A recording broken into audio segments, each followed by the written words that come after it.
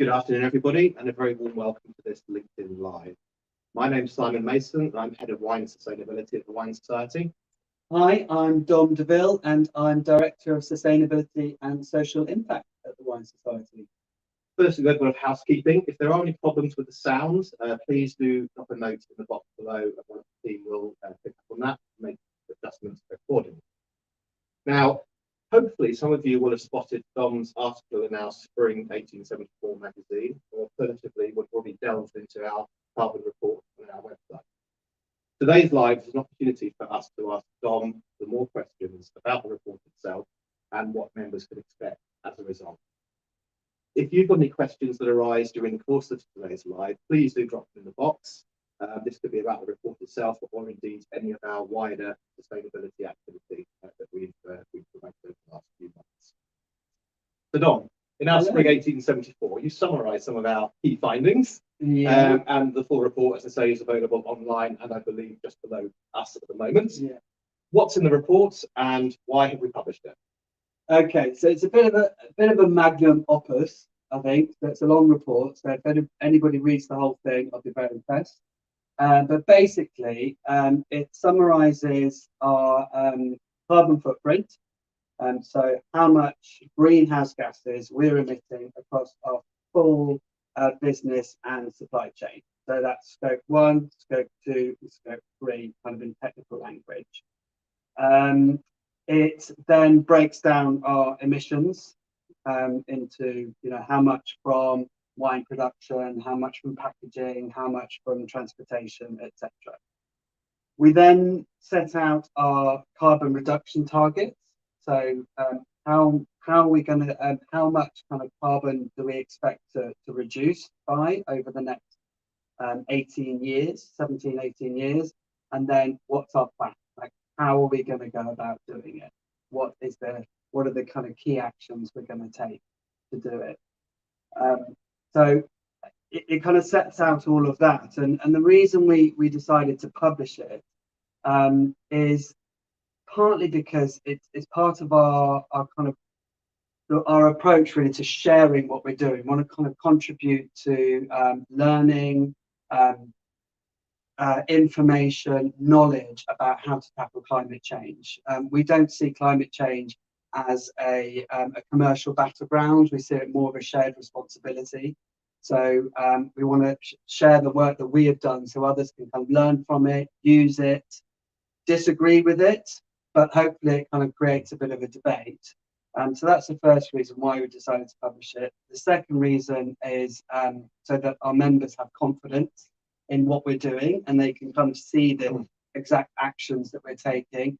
And then the third reason is so that we can be held to account. If we publish it all, if it's all out there, our targets are there, then we need to report progress every year. And that's how our members can kind of hold us to account.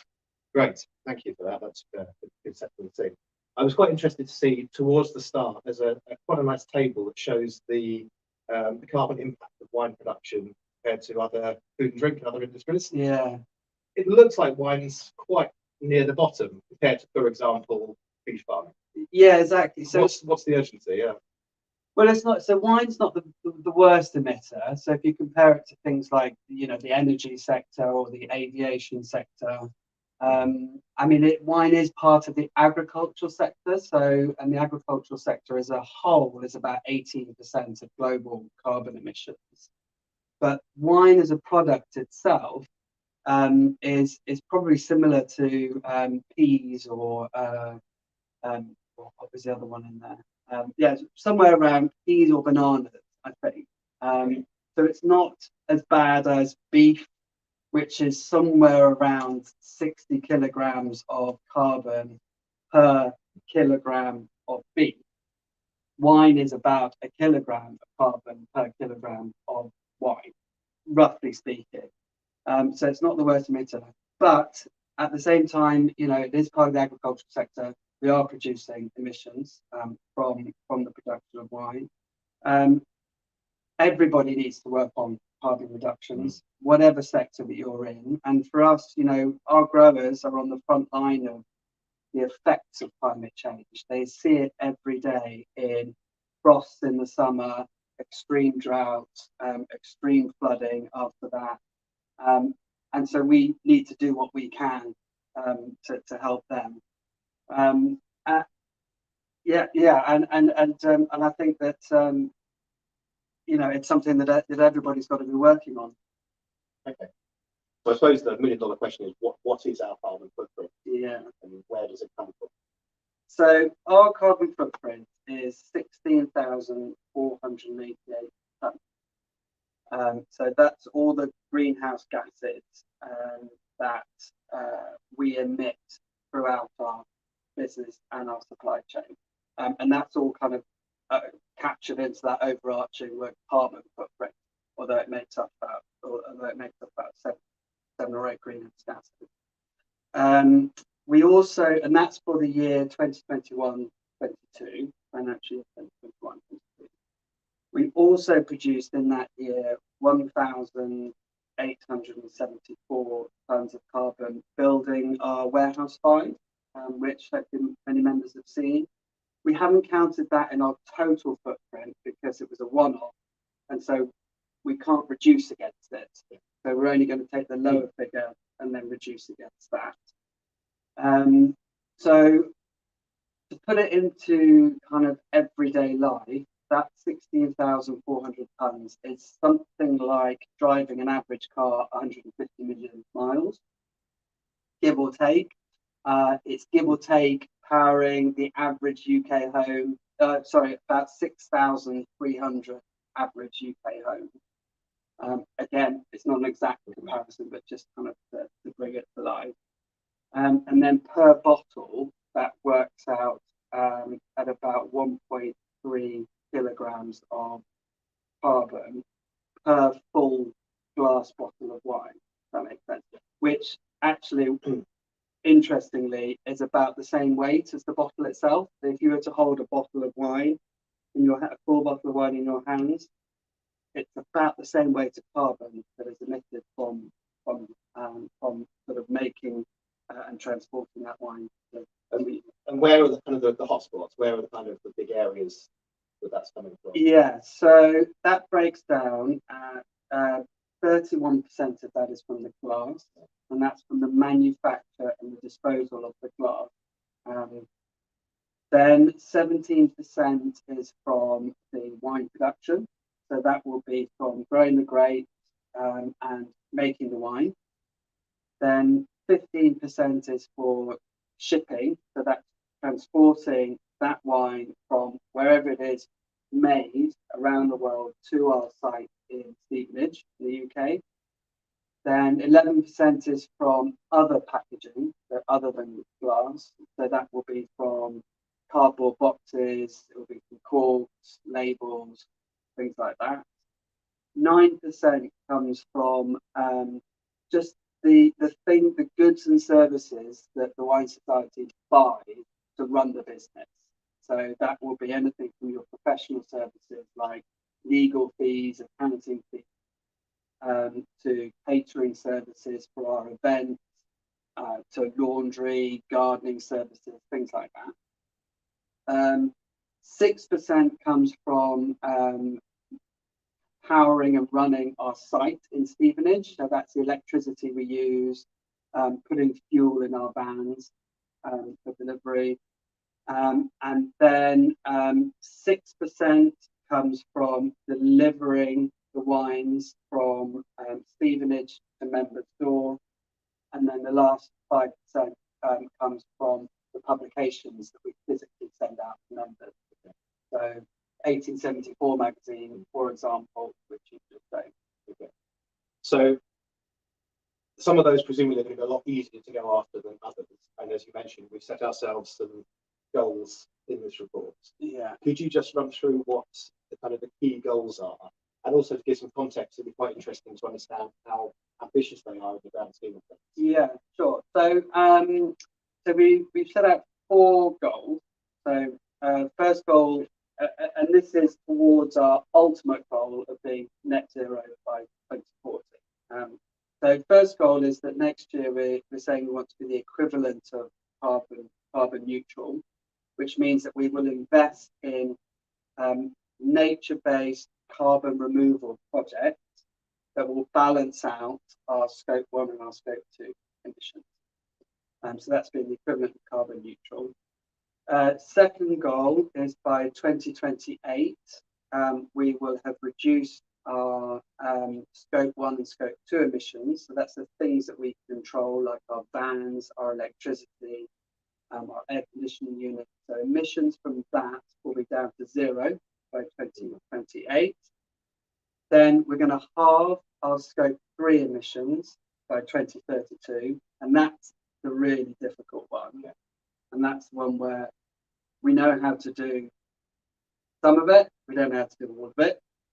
And then that takes us to 2040, where our goal is to be net zero across scope 1, scope 2, and scope 3. So our total emissions net zero, which means essentially that we've reduced our emissions down to by about 90%.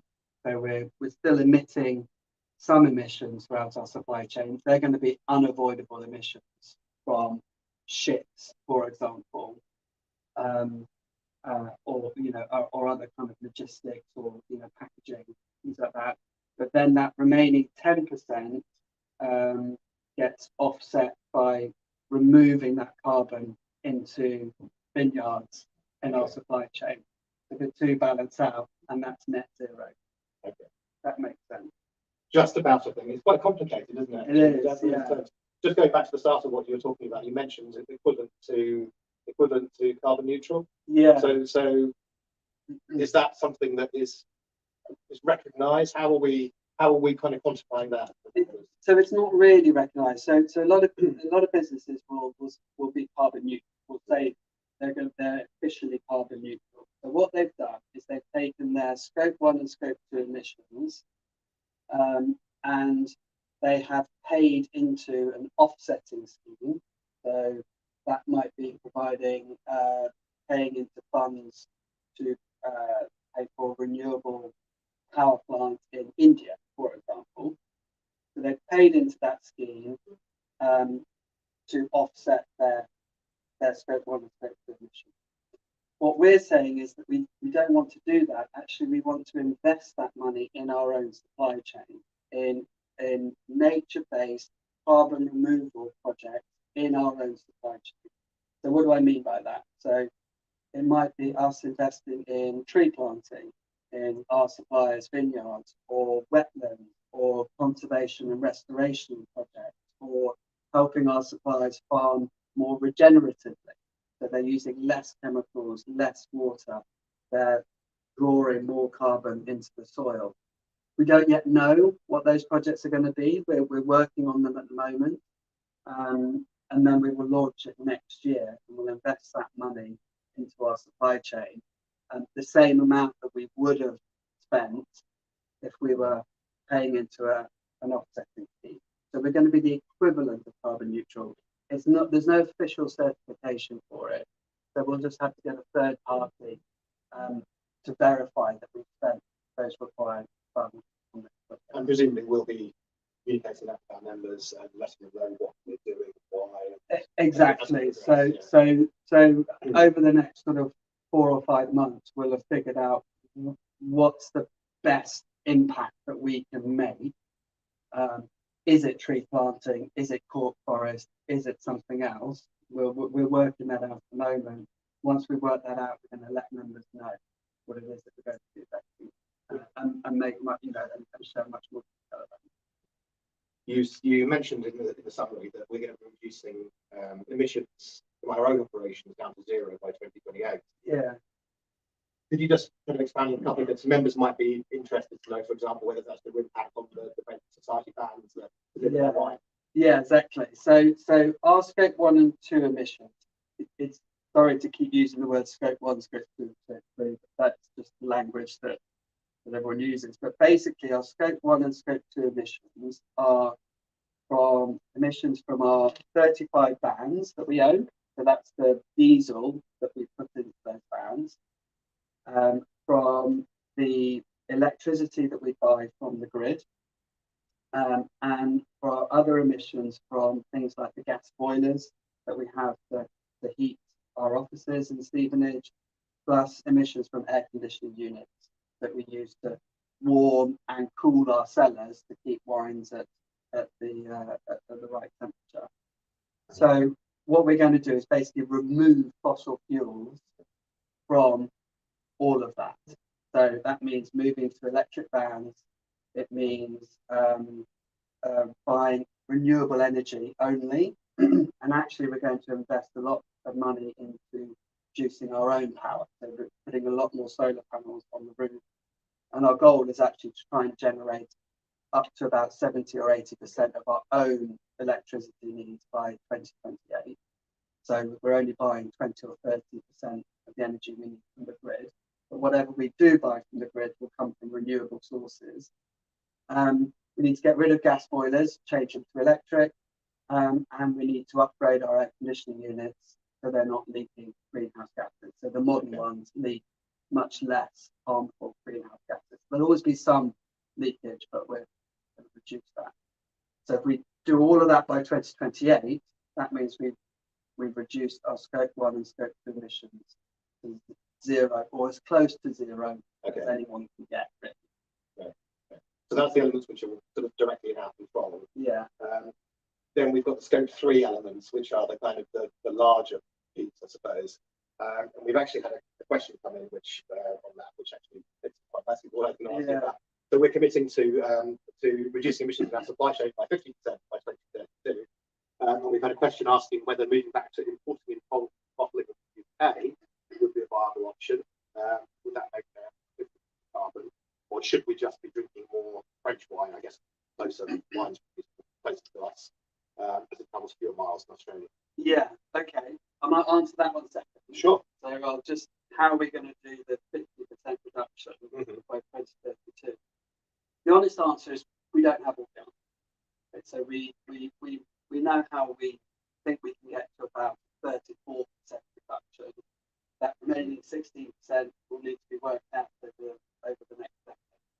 But essentially, what we've done is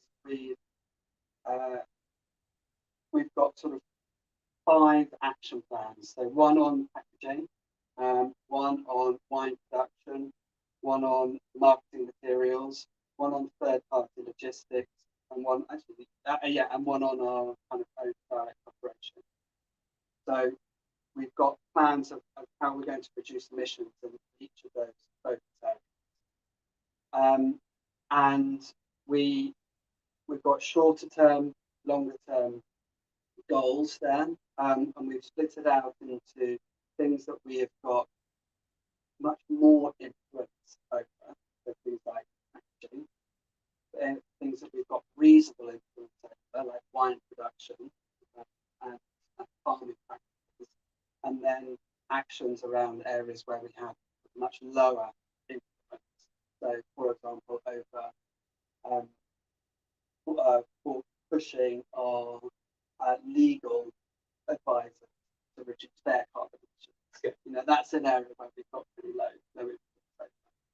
So we've sort of categorized our actions into our focus areas and prioritized them according to how much influence we've got, and then developed a series of actions, short term, medium term, sort of over the next 6 years. What are the things that we're going to be doing each year? And we've set that out in the roadmap. I won't go into all of that, but it is on our website, clear in plain sight if anybody wants to look at a summary of it. So as an example, for one thing, if we take glass bottles, how are we going to go about that? That's 30% of our emissions. So we need to do 3 things. One, we need to really lightweight our glass bottles. So we've set targets about glass bottle weight reduction from here to 28, and saying that by 2028, our full range of glass bottles will be in lightweight glass. So that's 420 grams or below. So that's one thing we do, lightweighting. Second thing we are doing around that is moving into more alternative packaging formats. So things like these bagging boxes, which we will be launching in the next few weeks, we hope, because these are, depending on where they come from and where they're bottled and things like that, can be anything from 3 to 10 times less carbon than glass bottles. So that's why we're launching 6 of our big selling own society-owned labels into bag and box, and we'll be looking at other alternative packaging formats as well. And then the third thing, which speaks to the question just asked, is bulk shipping. Right. How can we do more around bulk shipping? So what was interesting about our carbon footprint, what came out is that it's not necessarily the distance that wine has travelled. It's that is a factor, but it's also the mode of transporting it. So, for example, shipping container is about 7 grams of carbon per tonne per kilometre. Rail is about 24 grams of carbon per tonne per kilometre, but lorries are 120 grams. So you can see how moving wine by lorry is much more carbon intense than moving wine by shipping container. So we need to look at all of that. And so it means that it doesn't necessarily mean that a wine coming from Australia is worse than a wine coming from France. It's also how it's transported. Does it come from Australia in a bulk shipping so you can fit more wine in a container and it's brought on sea freight, versus individual bottles which are bought from Burgundy on a lorry? And actually we might find that that's more carbon intensive than the other one. So we need to explore this, and we need to do proper calculations around this so we know exactly how best to bring wine into the country in the most carbon efficient way. Do you think we'll ever get to the stage where we can communicate that to our members so they can make an informed choice depending on the wine they buy? Yeah, definitely. So we want to do those calculations and then get to the stage in the next few years where actually there's a carbon footprint almost on every wine. Right. I'd love us to get to that stage. I think we're a few years away from it, but that's where we're moving towards. Fantastic. I think that's pretty good. So I think you've done a great job in summarising. It was a fairly in-depth report into the space of 20 or so minutes. There's a lot in there. I'd like to thank everybody for watching this live. As I mentioned at the start, I think we've popped the link to our report we have apparently got the link to the report into the comments below this. If people are interested, please do have a read and either comment on the box after this live or send up the comments, or you can always email Dom and myself at sustainability@winesociety.com. We'd love to hear from you, your thoughts and any comments or observations on what we're doing. Yeah. We have committed to keeping members fully informed of what we're doing, so we will be popping back up on here and other platforms every now and again to update it, and of course more formally through our Wine Society communications. So thanks again for watching, and a very good evening.